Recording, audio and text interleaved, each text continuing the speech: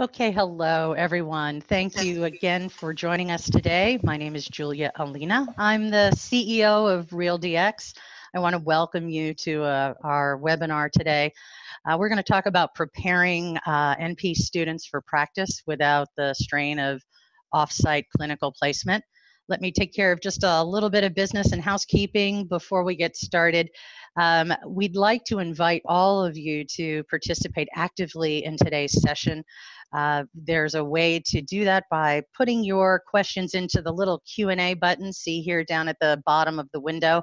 If you don't see it at the bottom when you hover over, you maybe exit the full screen view and you should see those controls. Just plug your questions into the Q&A and I will be sharing those questions a bit later with Michele Wolf. With that, let me introduce you to our other panelists today. That is Michele Wolf. Michele is the MSN Program Director at the University of Tampa.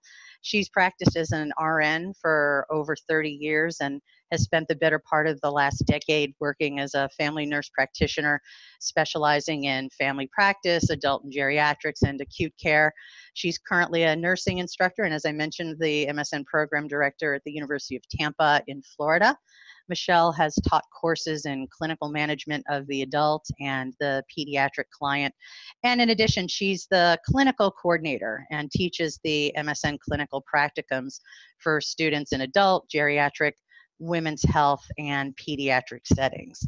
So today, our agenda, we're going to talk a little bit about the problem at hand of scarcity, have a discussion. Michele and I are going to review some of what she's been doing also at the University of Tampa, and then we're going to open it up for a fully interactive Q&A. And if there's any time, we can talk a little bit more about the use of real patient video in nursing education.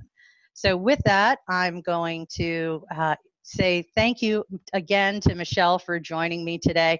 Michele, did I cover your background? Is there anything else that okay, terrific. Want to make sure that I have fully covered the extent of your expertise in this area. You and I had gotten into a separate discussion, and so for recognizing that most people who are joining us today certainly understand the problem, but in the event somebody watches this back later, I want to make sure we've sort of level set. You were telling me there's a problem of scarcity in finding preceptor sites, and it's wonderful if you would talk about that a little bit and what you think the origins of that problem are. I would really appreciate it. So what I discovered is this is a national problem. All programs are dealing with this across the board. Trying to find placements for nurse practitioners, medical students, RNs, it's always a challenge, but the problem that we're going to be discussing today is more what we've done in the MSN program and nurse practitioners getting the experience, nurse practitioner students getting the experience that they need in a clinical setting without maybe having to go into a clinical setting under somebody else out in the community, using your own nurse practitioner faculty to resolve some of the problems we're having that are so time demanding and labor intensive to try to find placements for our students. We're in the process now of hiring a nurse practitioner liaison to actually assist me and another clinical coordinator in finding placements for our students. So just the fact that we have 3 people now working on it, and we're talking placing between 80 and 100 students each semester, spring, summer, and fall, where I know a lot of programs attending today are placing hundreds of students. How is this impacting your students and I'm going to say their matriculation? Is it causing some kind of backup? How's it really impacting their progression? So first of all, it's exhausting for them. Ultimately, our program runs that it's their responsibility in order to progress in the program, it's their responsibility to find their own placements. With that said, all 3 of us that I just mentioned in our different roles are working behind the scenes with 2 different programs that we use to keep track of former preceptors, nurse practitioners in the community who have graduated from our program, and we try to use all the resources we possibly can. And then life happens, and then we lose preceptors at the last minute, and that's tears. I mean, literally it brings them to tears. So I think our programs, there's a lot of rigor in all of the programs that we reached out to for this webinar. And I think we would all have to agree it's stressful enough being a grad student and working full-time as a nurse, and then to add these preceptor placements on top of it, and to put them behind a semester is not just their time and the stress. We break them away from their cohort. So, and as nurses, I mean, I'm not gonna skate around it. We are pack animals. So they're in their packs and they want to stay in their packs, and they're in an uncomfortable situation transitioning from an expert RN into a novice nurse practitioner. So we want to give them the entire toolkit that they need to be confident, safe, and successful as nurse practitioners. So I feel like it's always shooting, as hard as we work to make this happen for our students, as educators, it's really shooting ourselves in the foot not to be able to provide a good quality preceptor placement for them without the struggle. We certainly get the placements, and we'll only put them in quality settings with quality providers that give quality care, but at the same time, they're getting harder and harder and requiring more resources to find. And that was, if I can put a few words in your mouth, part of how you landed on ReelDx, right? Yes. This was the challenge you were facing, and that's really how we met, because you had been looking for a way to introduce quality scenarios into simulation, because you were struggling to some extent with the preceptor sites and making sure students had the, I'm going to say, appropriate amount of clinical training. Is that fair? That is fair. That is fair. So what we're trying to do now, and what we have done in the past several semesters, is we've started to incorporate the use of ReelDx in a simulation setting. So taking students into a simulation setting to give them adjunctive clinical hours has always been a thing in most programs, but supplementing their hours is one thing. Actually substituting hours is something that we're looking at. Currently, we require 224 hours per practicum, which nationally, that's a pretty high expectation. Normally, what I found is it's between 160 to 200 hours are what most programs are requiring. Well, with that said, that's still a lot of time trying to find preceptor sites for our students. So what we started doing initially until this semester is we started taking students that were having difficult times in the clinical setting. They were having problems.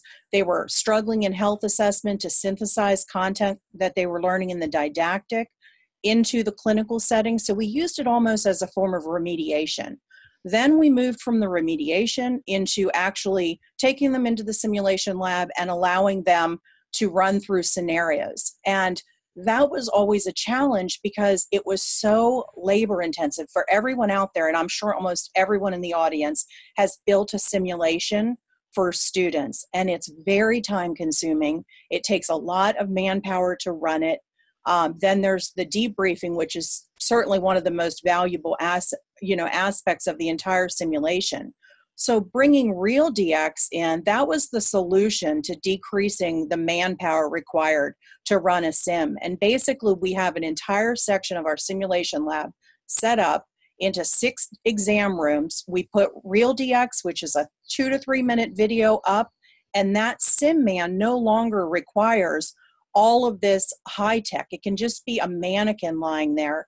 You can certainly use high fidelity mannequins to run this, which we do for checkouts and things like that, more high stake type of test outs with our students. But for the most part, they can go into the room, they can examine the patients based on what they're seeing on these ReelDx clips.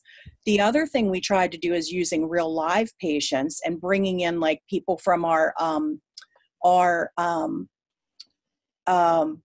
dance and acting program here at the University of Tampa. And that was a lot of fun, but again, required a lot of hours and manpower and resources. So they had makeup and showers and a place to change to do the moulage. Yeah. So that also, with ReelDx, your real patients are right there. Boom, you put them up on the screen, you have the TVs going, and the students are in the rooms, in and out, just like they would if they were following me as a preceptor in the clinical setting. Well, you were nice enough to have a member of your, I don't know if, I think you had a student actually capture Yes. some footage of all of that happening. So what I'm going to do is I'm going to share a video that is, we had done as a customer spotlight video, and I will certainly make the link available to anyone attending today who wants to see the full length video and interview. But if I can, Michelle, what I'm going to do is share the video and ask you just to tell everyone what they're seeing, because I'm not going to share the actual audio of us talking about it. So what always makes me laugh with our students is that when they come into a room, even if it's the lab, they always want to sit down. And those chairs literally were there for students to sit in the chairs, not sit in the chairs, but for the people setting up for a simulation for the BSNs later in the day. Right. They were literally going to sit down and they wanted to watch us. They wanted to, sit there. I'm like, no, everyone stand up. And it's just amazing. First of all, they're all nurses, just like everyone else's students are. And once you get them up and hands-on, it's just a whole different learning environment than sitting in a classroom at a desk with a computer in front of them. They're more engaged. They make better mistakes, if you will. And they learn from those mistakes. We just ran one similar to this one that we're watching here, which was a couple years ago now. And the students are assigned to the simulation areas, and then they just start rounding to see patients. And you can see the look in their face. They look a little terrified, like, is she kidding me? We're going to start seeing these patients. So then as we move forward into this, they're passing information back. They're trying to make their teams, they're getting a little bit more concerned about what they're going to need to do. But once we get into it, they're really engaged. We pull the video up. We just ran this last week in the simulation lab, and it's always fascinating to watch them. And I apologize about the bumping with the video camera. I actually paid a student from a previous semester, one of the BSNs, to film this, and I was hoping to avoid the type of movement in the film. But anyway, this gentleman comes in, and what we've done is he's got a respiratory infection. So they see the video, and then they have a mannequin, one of the simulation mannequins, and they go over to assess the patient. And the mannequin's been made to have the same complaints that this gentleman has, who's from an assisted living facility, who is with his son. He has some real end-of-life concerns. The students have to decide, are they going to admit this guy, or are they going to send him home? And if the son wants to take him home and it's against medical advice, then what do they do then in a primary care setting, an acute setting? They have tools with them that they know to use on their phone. They've got Hippocrates. They have UpToDate. They should have, and most of them in the lab last week did. They were able to use the CURB 65 to decide evidence-based, should they admit this patient or not. We've got a film the film is actually provided in ReelDx. As they open and scroll down, it will provide all the clinical findings, which is locked for the students in this video. And we put the chest x-ray up there, but they don't have access to any of the information, not vital signs, not labs. They have to know what to ask. They have to know how to assess the patient. We run this as a group at first because you could see how terrified they were. And we feed into them a little bit with their pack mentality and allow them to go through it as a pack. But then by the end of the semester, they're rounding, and they're rounding seriously. In the hallway, they bump into one another and they're like, oh, excuse me. They grab the next chart, they open the door, they go into the room, they see the patient, they're engaged. And they're learning what we should have asked. What were the pertinent negatives? What were the pertinent findings? What did she ask? What should I have known to ask? And now they get to form it as a group, and they use each other's knowledge to decide what they want to do. And then there's heated debate. Half of this group actually wanted to admit him. The other half decided that they were okay with sending him home because the son keeps pushing to send him home. So it's interesting to see that too, because they're also learning, go by your evidence-based. It's not appropriate to send this old gentleman with all these comorbidities with a pneumonia that he's had a month ago, and then we don't know if this is a reoccurrence or he never recovered the first time. So, and there were two of them that were actually felt pushed by the son to release this gentleman back to the assisted living facility, which is a great learning experience. When they sit down together like this, they can talk about it, they can hash it out, they learn to have heated but polite and respectful conversations, which sometimes they need coaching with that because it can get a little ugly, but that's fun too. It's fun for us, it's fun for them. You always have that strong student, whether they're right or wrong. They come in with such force that the rest of the group is like, whoa. So they learn to deal with that personality too, because you have family members like that. And the ones that backed off and moved away from the evidence-based practice and allowed that gentleman to go home, hopefully they're never going to do that in the clinical setting. Because after all of this happens, you can see they go back in, they're like, hey, we actually did a great history on this guy, but we never really listened to him. So they realize, you know what, the patient's still here, let's go back and fix this. And they go back after they realize, writing their SOAP note and formulating their plan, that they actually have no vitals and never really listened to him. So it's just such a great learning experience across the board. And I didn't have to go out into the community and find patients, bring them in, pay them. This is part of their subscription that they buy into. And then we go, you can see them now, they're so engaged in this and they're actually proud of the way they've come up with their plan of treatment. And it's so interesting to see how many variations they come up with, some completely right and just different variations, and some just absolutely wrong. And they will have heated discussions, and it's so funny to hear them throwing guidelines around. It really promotes that type of discussion. And then when we show the actual differentials for ReelDx, they'll turn around and say, oh, we thought of that. Well, you didn't call it, you didn't rule it in or out. You have to be more assertive about it. So it's just really nice to be able to have this information and the debriefing. Like I said earlier, it's just such an integral part of this entire process. And ReelDx just has made it so easy for us because we have real patients on hand 24/7.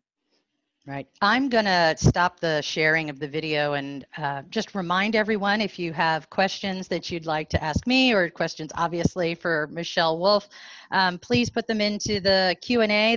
You hover at the bottom of the window, and I will happily pass those questions.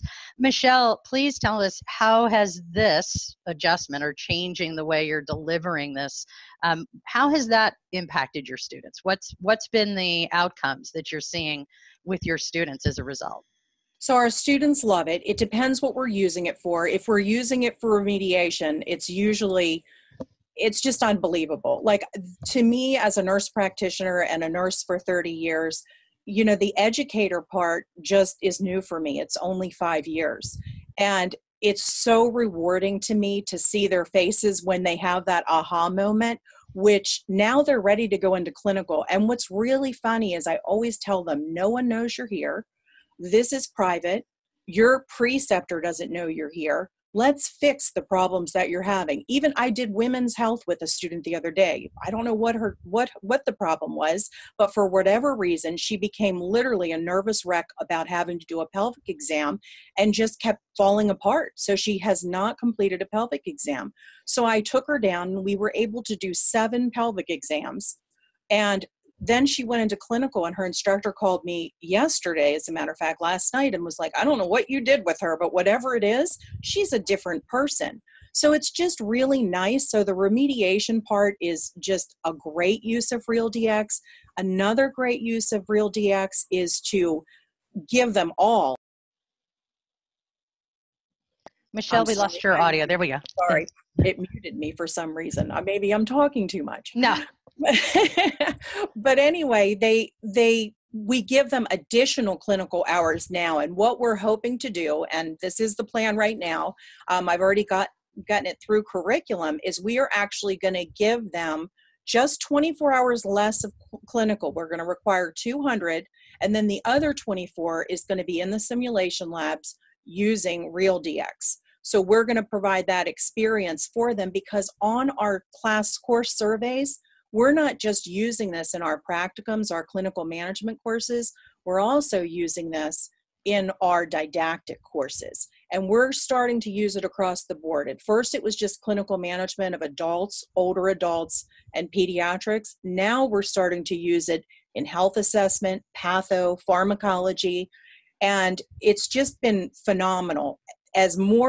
The more we use it, the better the feedback becomes from our students. And in addition to that, there are surveys for our faculty are reflecting much happier students. And what we're finding in this cohort that we started using ReelDx, there are ones starting clinical or started in the spring this semester.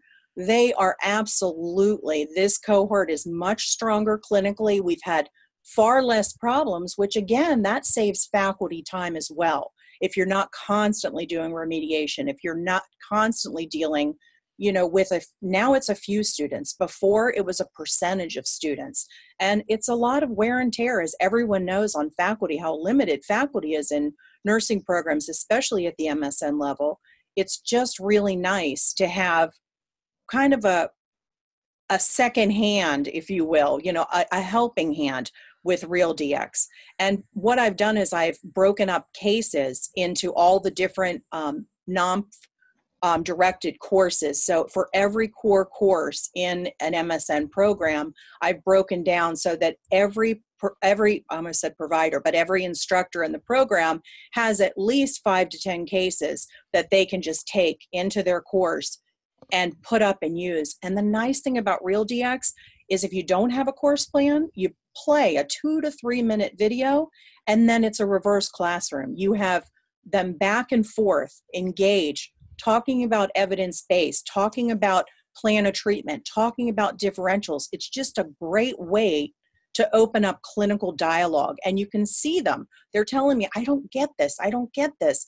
Well, yes, you do get it, because I'm hearing your conversations in the case of the day with ReelDx every week that we meet, and I'm seeing your exam scores and they're going up. So it is coming together. And sometimes at the first semester, they don't realize that, but we're seeing that it is coming together, and ReelDx is really helping a lot of them, and they're verbalizing that it's helping a lot of them to be able to synthesize all of this content into practice.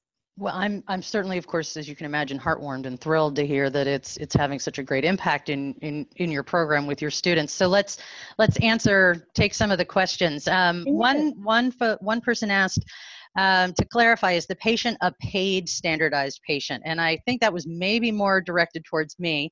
I'm assuming you're not paying any of your students who you do with Moulage or, okay.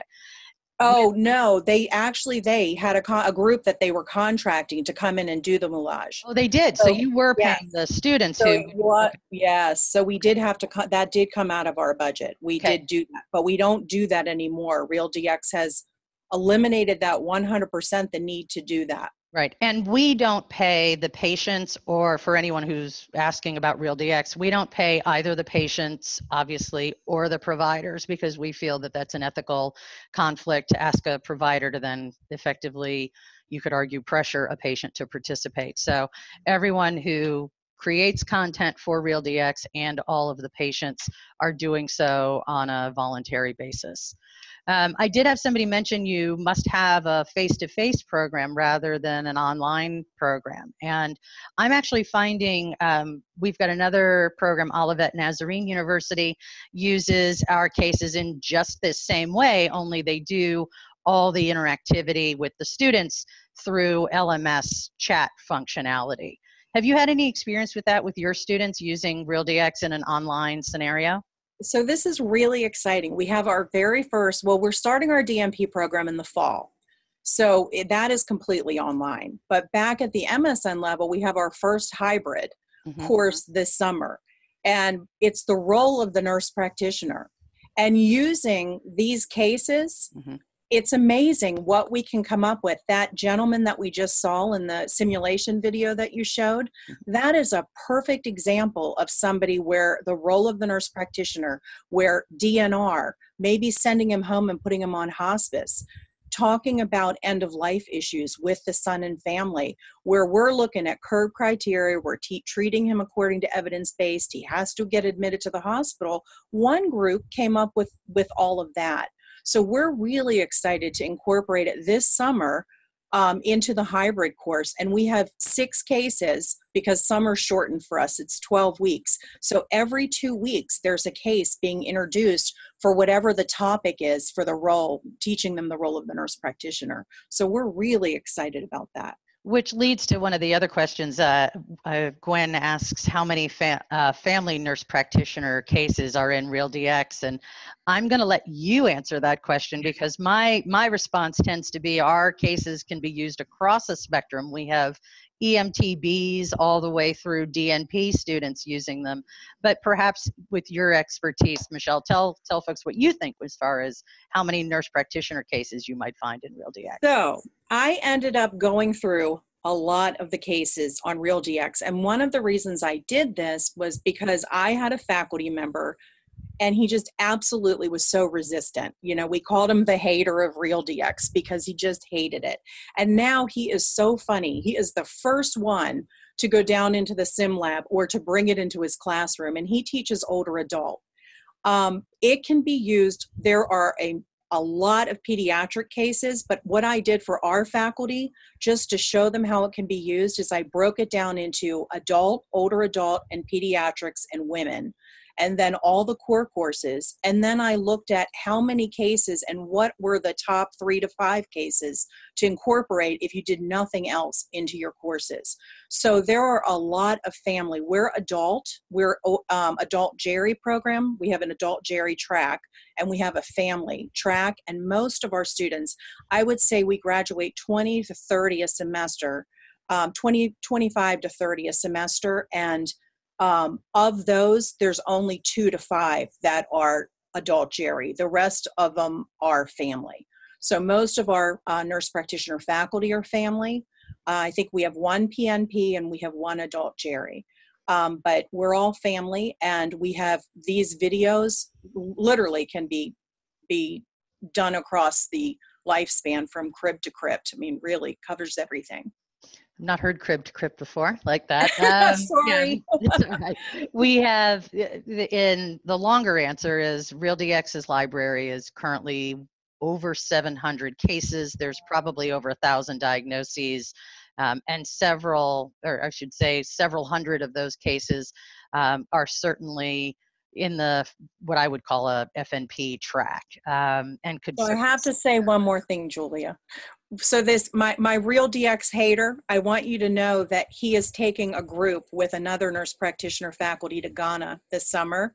And I wanted you, next time I'm going to film him behind his back and show it for our next webinar. You should have seen him getting the BSNs and MSNs ready using the World Health that's on ReelDx, trying to get them prepared for what they're going to see in a country like Ghana. Right. And when they go to the Dominican Republic, they use the ReelDx videos as well. So it's just, I mean, it really can be used everywhere. And it's just super exciting to see somebody that's so resistant, so excited. I mean, I spoon-fed him 3 cases for his seminar with his world travelers this summer. And he's like, oh, but what about this one? Look at this one. Right. This one's incredible. And I mean, that's how the students are with it too. And we assign them their very first semester in health assessment. They have to look at and open drawers on 10 cases. And they're like, oh, one more thing to check off so I get the grade. And they get in there, and I get all of these emails, and we get all this feedback in class about how much they enjoy it. And then when I go look behind the scenes at the spreadsheet to make sure everybody's done the 10 cases, they've done 20, 30 cases, and some of them continue to do it until their entire prescription, even after they are subscription, not prescription, subscription expires even after they graduate. So they really do enjoy doing it. It's fun for them. It's interactive, and it's challenging, and it's a great way to prepare for boards as well. We've had several people ask about specifics on the clinical hours again, so I'm gonna ask you to rewind a little bit. So the questions that are can simulation count as clinical hours, or do you give clinical hour credits for those sessions? And then I've had certainly another person say, does your board of nursing in your state accept the simulation time as clinical hours towards graduation? So we've had 3 or 4 folks essentially ask similar questions and want to know if the simulation and ReelDx hours count towards the total practicum hours, and then how many total practicum hours are required in your program. So if you would just review all of that for everyone, I think it would be helpful. Sure. So I've been looking into that a lot, of course. I actually just started looking at that in the winter, over winter break, and that's when I reached out to a lot of people today to find out what they were doing about this preceptor crunch and how many hours their programs were doing. And the bottom line is you have to have the number of hours that CCNE, if you're CCNE certified or ASIN certified, those are the 2 certification bodies for our programs. So depending on your certification, you have to meet live hours with a preceptor in a clinical site, is the answer that I got from both the CCNE and from ASIN.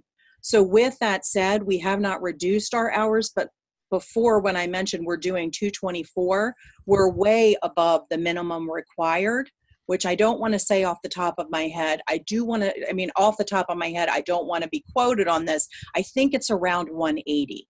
So as long as you meet whatever the set number is to keep your accreditation, but one of the things when you reduce the numbers, we have almost 100% board pass rate on both the ANCC and the AANP. One of the things we think contributes to that is our 224 hours that we require our students to do. So we don't want to decrease our hours because of the preceptor crunch. So what we want to do is still give them quality clinical hours, and we do that as a supplement. We give them the ReelDx. So are we going to eventually move down to the requirements? I think we're going to have to. I think we are going to have to put less of a burden on our providers that precept and on our students and on our faculty that's trying to find preceptors. Right. Yeah, it's for us at ReelDx, we've made trying to introduce the patient into the classroom, really has been the mission of our organization since we started back when. And many folks started with sort of that sage on the stage, just broadcast the content in class. But the more I work with other educators, the greater the number of use cases that we're starting to see come up. And, I've had a couple of programs ask about our, that world health population, in terms of using it for like a health assessment course. What would be your, I'm going to say your recommendation to other programs that might be considering this solution? How do we help them be more successful right out of the gate, right? One of the things you did was all that heavy lifting, helping your faculty identify content, and you've been kind enough to share that with us, and we're going to be building that into the ReelDx product so that you can see the cases, I'm going to say maybe better curated for an NP core curriculum. That all said, I wonder if you wouldn't mind sharing some of the other ways you're using it. You've talked about, I know that you do soap notes in class, you have students work in small groups. Would you mind talking about some of the other use cases besides the simulation?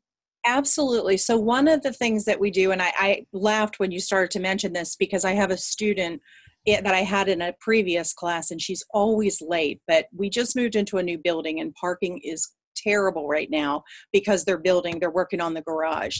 So she's been on time every single day, and last week she showed up late and she came flying into the classroom and she's like, did I miss the case of the day? Meaning ReelDx, because no one wants to miss that 2 minutes because they know I'm not going to play it again.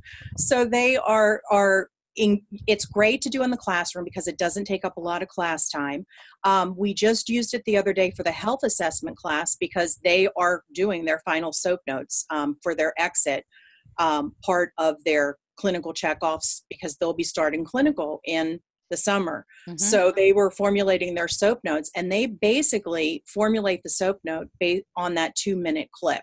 And they're able to put on their questions that you would have asked, and you can see them all writing old carts on the thing to get all of their information for their points.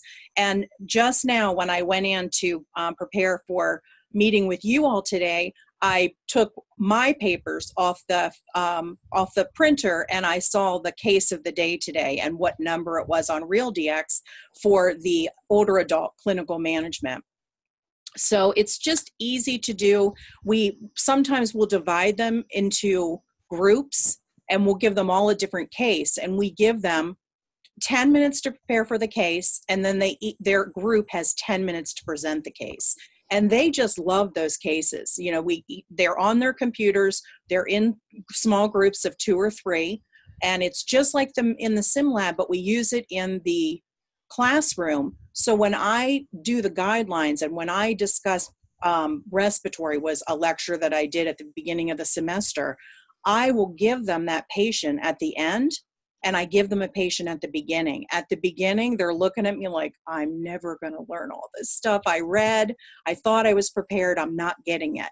Then I present the content, and then I give them that patient either at the end or the beginning the following week. And it's amazing to see them struggle through, because they're not at the clinical portion. They're just learning the management. They're not in the practicums yet. It's amazing to see them struggle through, but being able to hit diagnoses and treatment plans. So it's really just brought them past repeating patho, repeating health assessment. Again, it's synthesizing what they've already learned in those core courses into the clinical setting. So when we're doing clinical management, we can actually bring that into the classroom. And we can use pre and post ReelDx cases, taking 3 minutes apiece to look at pre-knowledge and post-knowledge. You also know who's prepared for class.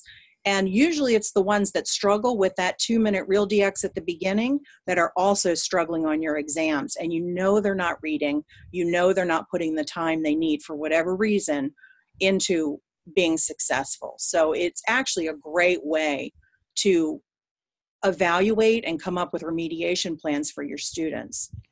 Well, we are nearing 40 minutes past, and so I'm going to make a last call for questions, and with the plan that we're going to wrap up here in the next 3 or 4 minutes. I did get a few folks who've asked me about pricing on ReelDx. Rather than getting into any of those details, I will just tell you it's a institutional license along with a per head count cost for faculty and a per head count cost for students. Obviously, there's a sliding scale depending on program size, and you can either have students purchase it like buying a textbook, or your program can prepay for their licenses. And some programs choose to they buy a batch of licenses and assign them and reassign them. It's really, we try to also adjust the subscription periods based on working with programs. We know some folks use it contiguously for 16 months, others need a year, some need 2. So we recognize that flexibility is important for our educators to be able to craft the use of the ReelDx content. So my last question to you, Michele, is any advice for anyone who's considering incorporating ReelDx into simulation, into their program? Any advice you'd like to offer? You know, my biggest advice is, being a director, it's always challenging for people who don't want change, your faculty that doesn't want to embrace change or learn new technology. And this, is so useful, and it really requires no training. No, it's just effortless. It's intuitive. You show them, they get on and play around with it for a few minutes, and they're able to use it. Every single one of them, I was willing to go in the classroom. Some of them took me up on that, just to get it up and running and make sure they could work it. But now it literally took me probably a total of 1 hour over the course of that first semester to get everybody up and running. And then it just runs itself. So I think when you look at the cost, and you look at the cost of other things out there that are very high tech, hard to use, and a lot of times, unfortunately, just sit on the shelves because faculty doesn't want to, or doesn't have the time. I don't want to say they don't want to take the time. They just don't have the time to put into this. So I would just say go for it. Give it a try. I think once you give it a try, people just will love it. Even your resistors will come around. Well, thank you, Michele, again, for joining me today. I really appreciate it. I thank everyone who's joined us today. We absolutely will send links to the recording of today's session. If you have questions about ReelDx, feel free to email me directly, julia@realdx.com. Michelle, do you mind sharing your email address with folks who might have Sure. questions for you? Absolutely, yes. Feel free to email me. A lot of people do already have my email, but it's M as in Mary, Wolf, just like the animal, WOLF, at UT for University of Tampa .edu. Terrific. Michelle, thank you again for joining today. Thank you everyone who attended, and I'm looking forward to our next session. Have a great day. You too. Thank you. Bye-bye. Bye-bye.